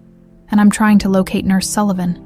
She left St. Michael's 6 months after the delivery. Moved out of state. If we can get her to talk, tell us what really happened that night, we'd have testimony. Find her, Edward said. Whatever it takes. I want everyone who was involved in this to pay. That afternoon, Catherine finally stopped calling and showed up at Edward's door instead. Claire was upstairs when she heard the doorbell. She moved to the top of the stairs, staying out of sight but close enough to hear. Edward, please. Catherine's voice carried through the foyer. You've been avoiding me for days. The board is worried. I'm worried. What's going on? I needed some space, Catherine. Time to think. About what? Is this about that girl from the cemetery, Edward? I know she's been feeding you some story, but you have to understand. Do I? Edward's voice was cold. What do I have to understand, Catherine? That she's troubled, unstable. The theft charges prove that. And now I'm hearing she's moved in here, Edward. This is exactly what I warned you about. She's taking advantage of your grief, your loneliness. She's my daughter. Silence. Complete, total silence. What? Catherine's voice had changed. All the smooth confidence was gone, replaced by something sharp and dangerous. Claire Bennett is my daughter, Emily Rose. The baby you helped declare dead 9 years ago. That's insane, Edward. You need to... I have proof, Catherine. The locket Margaret gave her. A note in Margaret's handwriting. Photographs. Birth records. Financial transfers. Edward's voice was steel now. I know what you did. I know you were in that delivery room. I know about the money. And I know you've spent 9 years building yourself a comfortable life on the back of my grief. Edward, please. You're not thinking clearly. Get out. Edward, get out of my house. Get out of my life. And get yourself a lawyer. Catherine, because I'm coming for you. I'm going to prove what you did. And I'm going to make sure you spend the rest of your life in prison where you belong. From her vantage point, Claire could see Catherine's face. All pretense had dropped. The mask was gone. What remained was cold calculation and barely suppressed rage. You're making a mistake, Catherine said quietly. You have no idea what you're doing. No, Catherine, you made the mistake. You stole my daughter, and now you're going to pay for it. Catherine turned and left without another word. But as she passed through the doorway, she looked up, directly at where Claire was hidden at the top of the stairs. Their eyes met for just a second, and Claire saw it clearly. Catherine Doyle wasn't backing down. This was war. Catherine Doyle didn't go far. She went to her car parked 3 blocks from Edward's townhouse, pulled out her phone, and started making calls. Calls that would determine whether her carefully constructed empire survived or came crashing down. The first call was to her lawyer, a shark named Victor Brennan who specialized in making problems disappear. Victor, we have a situation. Edward Parker has convinced himself that the cemetery worker I told you about is his dead daughter. He's hired investigators. He's making threats. I need you to shut this down. What kind of evidence does he have? Catherine hesitated. A locket, some photographs, financial records that might connect to accounts from 9 years ago. Might connect, Catherine. Did you or did you not use traceable accounts for? I used offshore accounts, shell corporations, everything by the book. Your book. Maybe, but nothing is completely untraceable. Not if someone knows where to look. Victor sighed. This is going to be expensive and messy. Are you sure we can't just settle this quietly? Pay the girl off? Make her sign an NDA? No. She has to be discredited. Completely and totally. By the time we're done, no one will believe a word she says. Catherine's voice was ice. I didn't spend 9 years building this foundation to lose it to some nobody with a sob story. After hanging up with Victor, Catherine made her second call. This one to Dr. Richard Weston, retired and living comfortably in the Hamptons thanks to the generous consulting fees she'd been paying him for 9 years. Richard, we have a problem. Edward Parker is asking questions about the night Margaret died. He's hired an investigator. There was a long pause. "Catherine, you said this was buried. You said no one would ever, and no one would have, if you'd disposed of those clinic records like I asked, did you?" Another pause. "Most of them. But Catherine, I couldn't destroy everything if the state ever audited. So, what remains? What can they find? Admission records. The delivery roster showing who was in the room. Maybe some of Margaret's medical charts." Catherine's jaw clenched. "And those charts would show what?" "Exactly. That she delivered a healthy baby, that there were no complications, that mother and child were both alive when I left the room at 12:34 a.m. Then we need a story, a medical explanation for what went wrong in those final minutes, something that would justify the death certificates. Catherine, I'm retired, I'm out. I told you 9 years ago this would come back to haunt. You're out when I say you're out. You took $2 million from me, Richard. $2 million to sign some papers and keep your mouth shut. So that's what you're going to keep doing, understand? Don't threaten me. I have copies of everything. Insurance, in case I ever what? Turned on you? We're in this together, Richard. If I go down, you go down, so I suggest you prepare yourself to answer questions if Edward's investigator comes calling. Stick to the story. Mother and child both died due to unexpected complications. Tragic but unavoidable." She hung up before he could respond. The third call was to Marcus, head of cemetery security. Marcus had been on her payroll for 7 years, handling various delicate situations. "The theft charges against Bennett. They're not going to stick. Edward Parker has hired Patricia Chen." "The Patricia Chen? Damn. So we need to make it stick a different way. I want you to find people Bennett worked with at the cemetery. Former colleagues who might have grudges, might remember her making mistakes, might be willing to testify that she was unreliable, dishonest, prone to taking things that weren't hers. That's going to be hard. Most people liked her. I didn't ask if it would be hard. I asked you to do it. Find me witnesses, Marcus. Find me people who will paint Claire Bennett as exactly the kind of person who would con a grieving man out of his money. And if I can't find any, then create them. Surely you know people who could use a little extra cash to remember things a certain way." Marcus was quiet for a moment. "This is getting real deep, Catherine. Real dangerous. Are you questioning me? I'm saying that falsifying evidence is one thing, suborning perjury is another. If this blows up, it won't blow up. Not if everyone does their job and keeps their mouth shut." Catherine's voice dropped to something cold and venomous. "You've made good money working for me, Marcus. Don't make me regret investing in you." After that call, Catherine sat in her car for a long moment, thinking. Edward had surprised her. She'd underestimated him, assumed his grief had made him permanently malleable. She'd been wrong, but she'd survived worse, and she hadn't clawed her way up from nothing. A medical assistant working night shifts to pay for business school. Only to lose everything to a dead woman's bastard child, Catherine made one final call, this one to a private number she'd hoped never to use again. "It's me," she said when the call connected. "We have a problem. The Parker situation is escalating. Edward knows about the delivery room. He's hired Daniel Cross." The voice on the other end swore. "Cross is good. Too good. If he finds Amy Sullivan, then we make sure he doesn't find her. Or if he does, we make sure she doesn't talk. That's not what we agreed. I helped you 9 years ago because you said it would be clean. One baby disappears. Everyone moves on. I didn't sign up for... You signed up for $250,000. So you signed up for whatever I need." Catherine's voice was pure steel now. "Amy Sullivan was in that room. She knows what really happened. She knows Margaret was alive when she left, knows the baby was healthy and crying. If Cross gets to her first, if she decides to grow a conscience after 9 years, we're all going to prison. What do you want me to do? Find her before Cross does. Remind her that silence is golden and talking is dangerous. Make sure she understands that the money she's been receiving every month for the past 9 years comes with strings attached. And if she won't listen, then make sure she can't talk at all." The line went dead. Catherine sat in her car, staring at Edward's townhouse 3 blocks away. She could see lights on in the upstairs windows, could imagine Claire Bennett in there, playing the poor little lost daughter, wrapping Edward around her finger with lies and manufactured evidence. But Catherine had spent 9 years perfecting her position, 9 years eliminating anyone who might question her story, 9 years building walls around her secrets so high that no one could scale them. She wasn't about to let some cemetery worker with a locket tear it all down.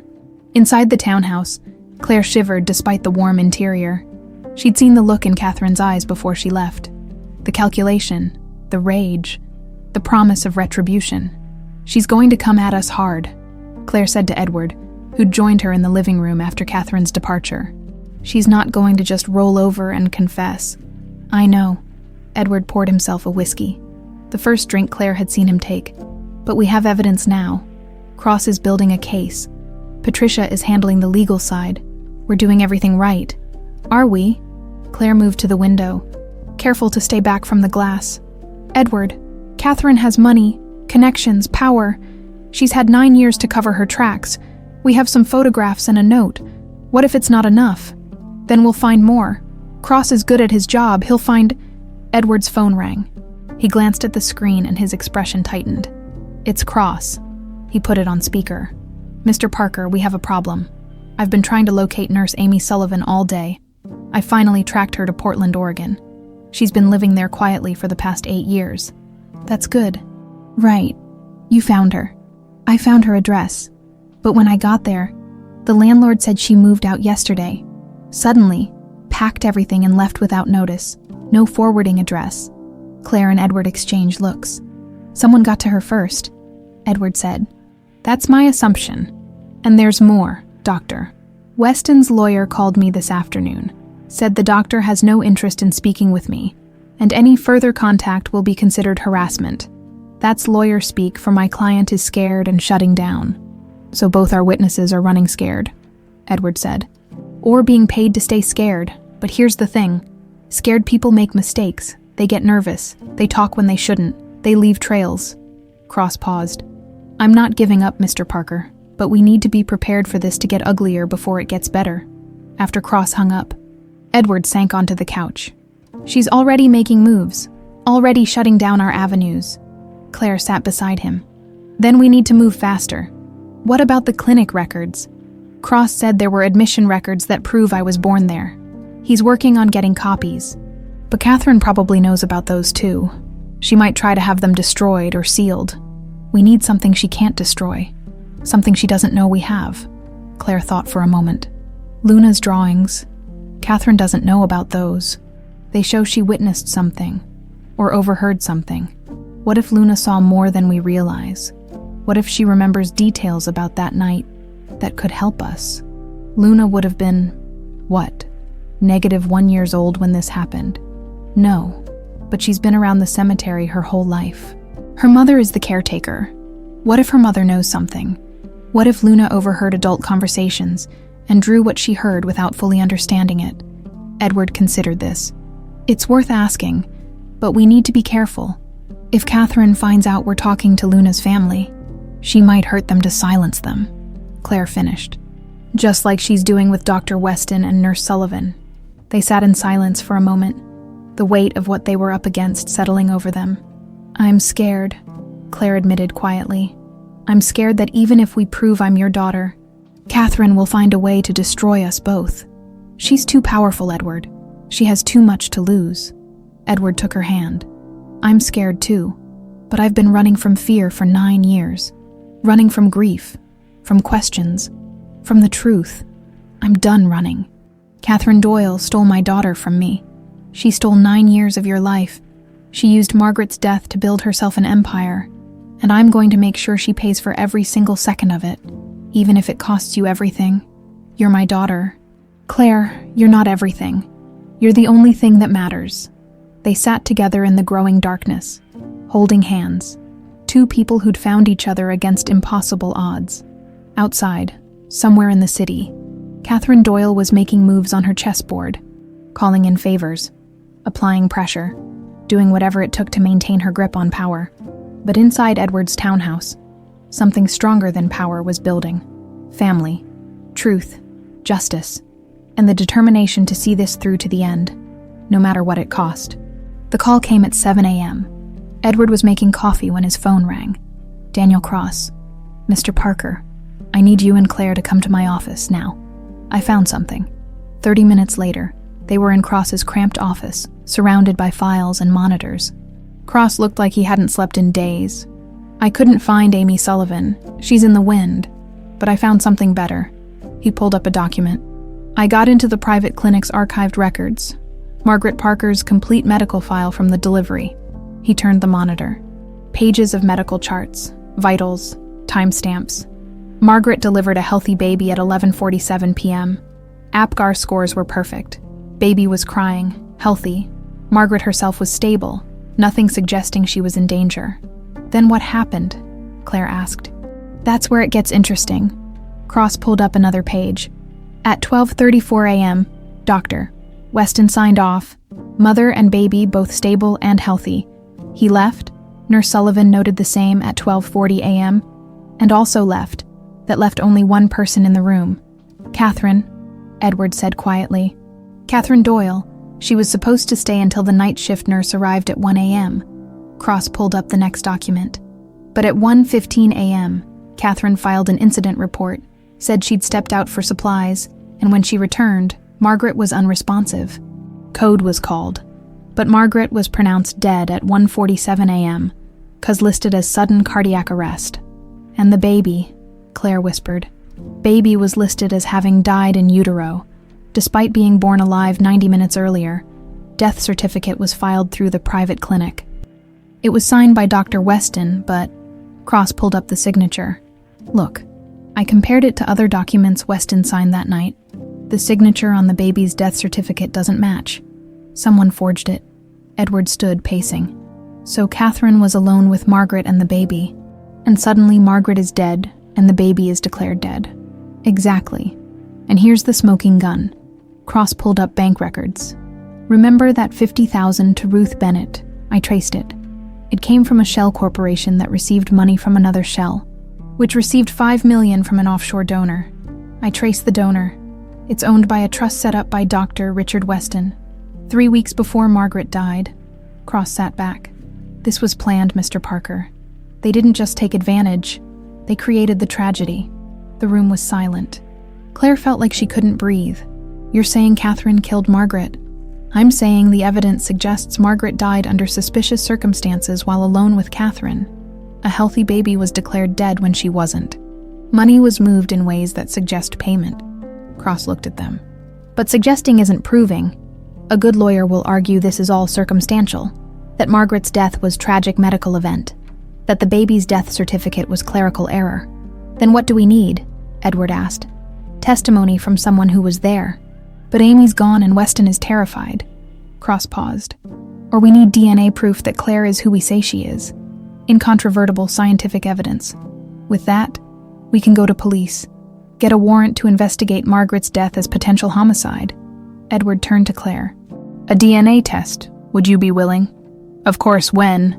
I know a lab, discreet, fast, results in 48 hours. Cross pulled out his phone. I'll set it up for this afternoon. The DNA test was anticlimactic.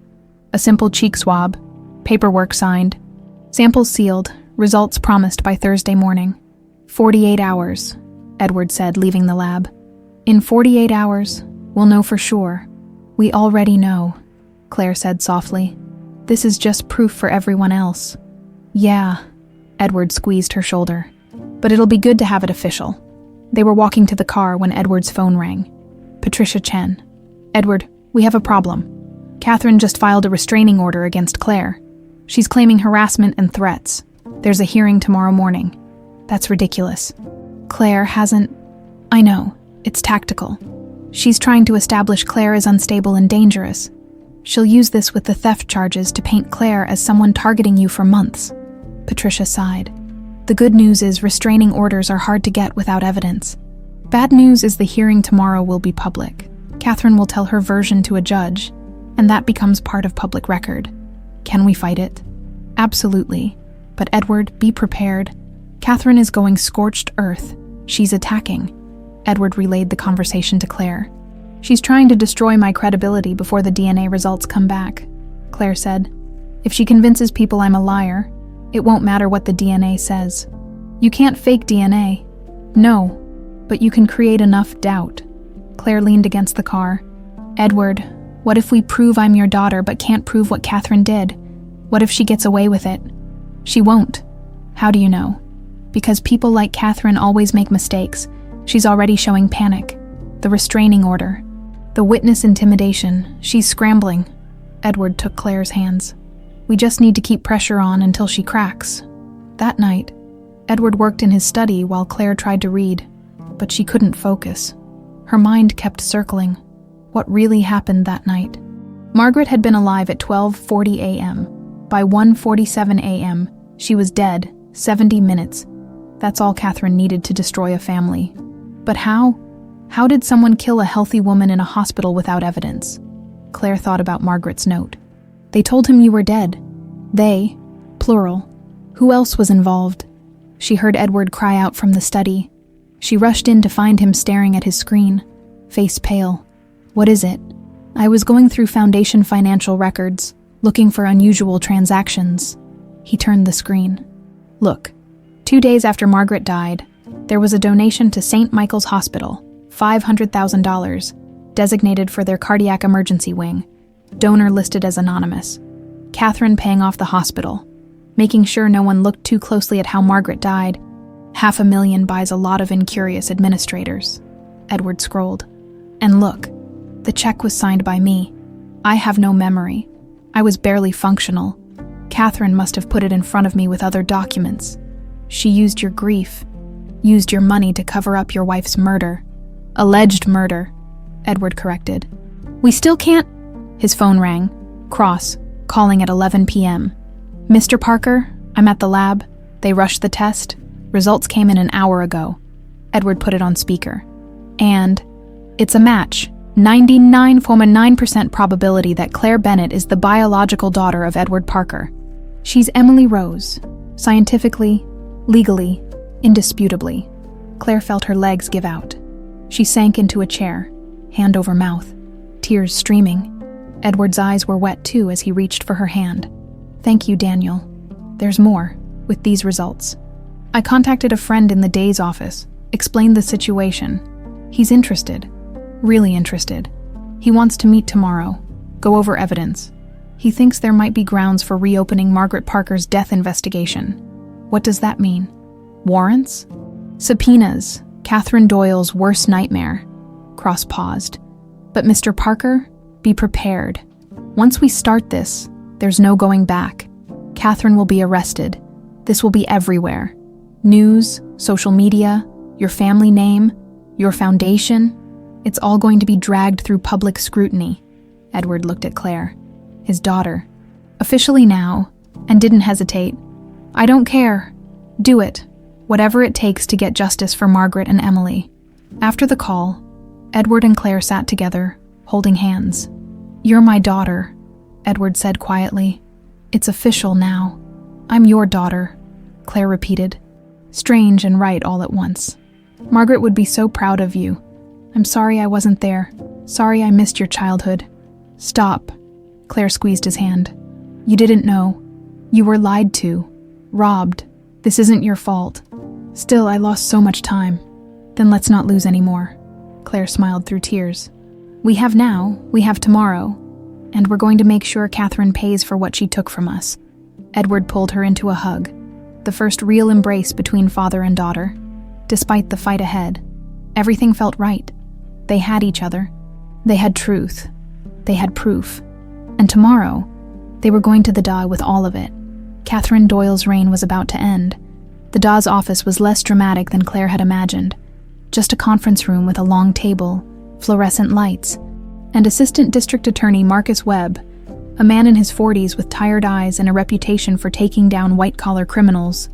Edward, Claire, Patricia Chen, and Daniel Cross sat on one side of the table. Webb and 2 investigators sat on the other. Between them lay the evidence, the locket, the photographs, the medical records, the financial transactions, Luna's drawings, and the DNA test results. Webb spent an hour going through everything, asking questions, making notes. Finally, he sat back. This is one of the most comprehensive cases I've seen brought to me by civilians, he said. You've essentially done our job for us. The DNA evidence alone is enough to reopen Margaret Parker's death investigation. The financial records suggest a conspiracy. The medical files show irregularities that should have raised red flags 9 years ago. So you'll arrest Catherine Doyle? Edward asked. We'll bring her in for questioning. But Mr. Parker, I need to be clear. This is going to be a long process. Catherine has resources, connections, expensive lawyers. She'll fight every step of the way. And even with all this evidence, a conviction isn't guaranteed. A good defense attorney will argue that Margaret's death was a tragic medical event, that the paperwork errors were innocent mistakes made in chaos, that the money transfers were legitimate business transactions. But we have proof she was alone with Margaret when she died, Claire said. We have proof she forged documents. We have proof she paid people off.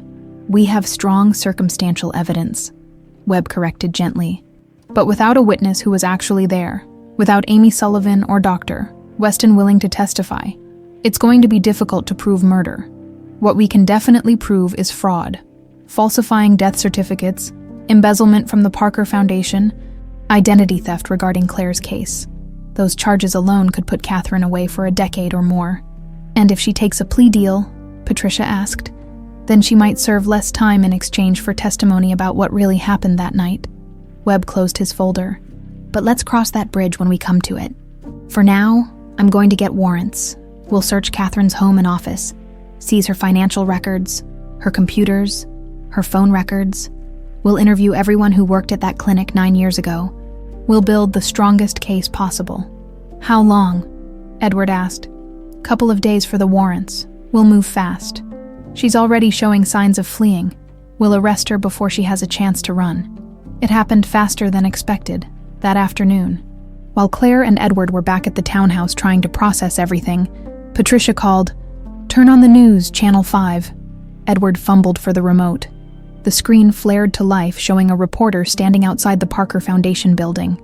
I'm breaking news this hour as Catherine Doyle, executive director of the prestigious Parker Foundation, has been taken into custody by state police. Sources say Doyle is being questioned in connection with financial irregularities and the suspicious death of Margaret Parker 9 years ago. We're also hearing reports that Edward Parker's daughter, long believed to have died at birth, may actually be alive." Claire felt her stomach drop. "They released my name. Not officially," Patricia said over the phone. "But word is spreading fast.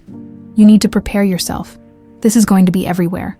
Reporters will be camped outside Edward's house by tonight." She was right. By 6 p.m., there were 3 news vans on the street. By 8 p.m., there were 7. The doorbell rang constantly. Reporters wanting statements. Neighbors wanting gossip. Strangers wanting to be part of the story. Edward and Claire stayed inside, curtains drawn, watching their lives become public spectacle. "I'm sorry," Edward said, as they sat in the darkened living room. "I'm sorry you're being dragged through this. I should have thought about how public this would become. You did think about it, you warned me, and I said I didn't care." Claire took his hand. "This is the price of justice. I'm willing to pay it." On the television, a legal analyst was discussing the case. "If the allegations are true, this is one of the most audacious crimes we've seen in years.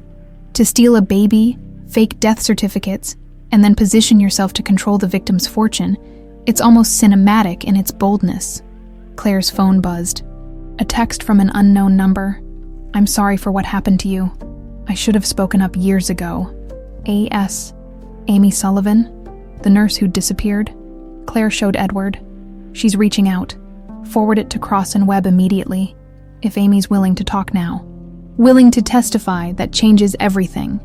The arraignment happened 3 days later. Catherine Doyle, dressed impeccably in a navy suit, stood before a judge and pleaded not guilty to all charges: fraud, embezzlement, conspiracy, falsifying documents, and most seriously, second-degree murder in the death of Margaret Parker. Bail was set at $5 million. Catherine posted it within an hour. "She's not running," Patricia explained to Edward and Claire. "If she ran, she'd lose the bail money and prove guilt. She's going to stay and fight this." "With what defense?" Claire asked. "We have evidence. We have DNA proof. We have Amy Sullivan willing to testify now. Catherine's lawyer will argue that Amy is lying to save herself, that the DNA proves Claire is Edward's daughter, but doesn't prove Catherine did anything wrong. That all the evidence is circumstantial. Patricia paused. The trial won't be for months, maybe a year. You need to prepare for a long fight. But Catherine's lawyer made a surprising move. 2 weeks after the arraignment, he contacted the DA's office with an offer. Catherine would plead guilty to fraud and embezzlement charges in exchange for dropping the murder charge. No, Edward said immediately when Webb called to discuss it. Absolutely not. She killed Margaret. She stole my daughter. She doesn't get to walk away from that. She wouldn't walk away, Webb explained. The fraud and embezzlement charges alone carry 15 to 20 years. She'd be an old woman when she got out. But she wouldn't be convicted of murder. The truth wouldn't be official. Margaret's death would still be listed as a tragic medical event. Mr. Parker, I understand your feelings, but plea deals are how most cases get resolved. Taking this to trial is risky. A jury might not convict on the murder charge. It's all circumstantial without physical evidence. And if we lose that charge, Catherine might only serve 5 to 7 years on the fraud charges. With the plea deal, we guarantee she serves serious time. Edward looked at Claire. What do you think? Claire thought about Margaret, alone in that hospital room with Catherine, about the 70 minutes between being alive and being dead, about 9 years of stolen childhood, about justice versus revenge. I think Margaret would want the truth to come out, Claire said slowly, but I also think she'd want us to move forward with our lives, not spend years in courtrooms fighting battles we might not win, if the plea deal means Catherine serves real time. If it means this ends and we can start healing, maybe that's enough. Edward was quiet for a long time. Finally, he nodded. Okay, but only if Catherine allocutes. I want her to stand up in court and say what she did. I want it on the record. The plea hearing took place 6 weeks later. The courtroom was packed. Reporters, curious onlookers, foundation board members, people from the cemetery where Claire had worked. Luna was there with her mother, sitting in the back row. Catherine Doyle stood before the judge, her lawyer beside her, and spoke in a clear, emotionless voice. On October 31st, 9 years ago, I was working as a medical assistant at the private clinic affiliated with St. Michael's Hospital. Margaret Parker was my patient that night, after Dr. Weston and Nurse Sullivan left the room. I was alone with Mrs. Parker and her newborn daughter. I had been approached weeks earlier by parties who offered me money, significant money, to ensure that Edward Parker remained alone and vulnerable after his wife's death. They wanted access to his fortune, and they knew that a grieving widower would be easier to manipulate than a man with a wife and child. The courtroom was silent. I administered a sedative to Mrs. Parker that caused cardiac arrest. I then removed the baby from the room and gave her to Ruth Bennett, who had been paid to take the child and disappear. I falsified the death certificate for the baby. I paid Dr. Weston and others to alter records, and then I positioned myself as Mr. Parker's trusted assistant, eventually taking control of his foundation. Claire felt Edward's hand grip hers tightly. I plead guilty to all charges of fraud, embezzlement, and conspiracy, and while I cannot be charged with murder under the terms of this plea agreement, I acknowledge that I caused Margaret Parker's death. Catherine paused, then added, I'm sorry. The words rang hollow in the silent courtroom. The judge accepted the plea. Sentencing was set for 30 days later. Catherine was remanded into custody immediately. No more bail, no more freedom. As the bailiff led Catherine out, she looked once at Edward and Claire. There was no remorse in her eyes, just calculation. She'd lost this round, but she'd managed to avoid the worst charges. In her mind, she'd probably already won. But Claire didn't care about Catherine anymore. She cared about the man sitting beside her, her father, who'd fought so hard to find the truth. She cared about moving forward. The sentencing hearing was brief. The judge gave Catherine Doyle the maximum, 20 years in prison. No parole for at least 15. She'd be 70 years old before she saw freedom again. Justice, Edward said quietly as they left the courthouse. Not perfect, but justice. The months that followed were about healing. The Parker Foundation underwent a complete restructuring under new leadership. The theft charges against Claire were officially dismissed. Amy Sullivan gave a full interview to investigators, confirming everything Catherine had admitted and more. Claire moved permanently into Edward's townhouse. They spent evenings talking, making up for 9 years of lost conversations. Edward taught her about the foundation's work, Claire taught him about her life with Ruth, about the woman who'd saved her despite being part of the conspiracy. Ruth wasn't a villain, Claire said one night. She took the money, yes, but then she spent 9 years protecting me, raising me with love. She could have spent that $50,000 on herself, but she saved it for me. She gave me the locket so I could find the truth. In her own way, she tried to make things right. Then we should honor her, Edward said. Maybe a scholarship fund in her name for young people who've been through trauma and need support. Claire smiled. She'd like that. Luna started talking more regularly. Not constantly, but enough. She'd found her voice by saving Claire, and she kept using it. Small words at first, then sentences, then whole conversations. She became a regular visitor to the townhouse, bringing her drawings, which Edward had framed and hung in his study. She's our reminder, Edward said, looking at the drawings. Reminder that truth finds a way, that innocence sees what adults miss, that courage comes in all sizes. 6 months after the sentencing, Edward threw a small private party, just family and close friends. Patricia Chen, Daniel Cross, Luna and her mother, a few trusted colleagues. No press, no spectators, just people who'd been part of the journey.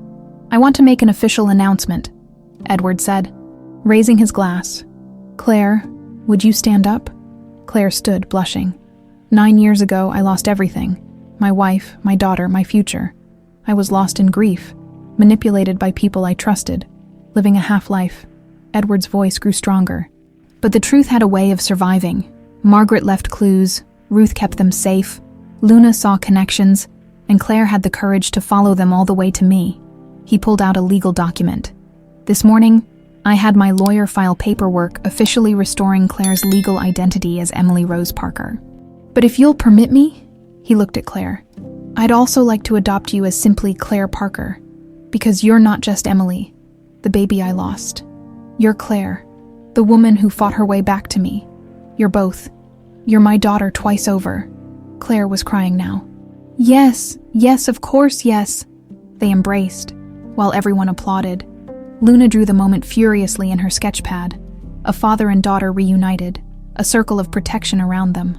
Margaret's spirit watching over them all with approval. Later, as the party wound down, Edward and Claire stood on the back patio looking at the city lights. You know what the strange thing is? Claire said. I spent my whole life feeling like something was missing, like I was incomplete. And now I know why. I was missing you, missing this, missing family. Well, you're not missing it anymore. Edward put his arm around her shoulders.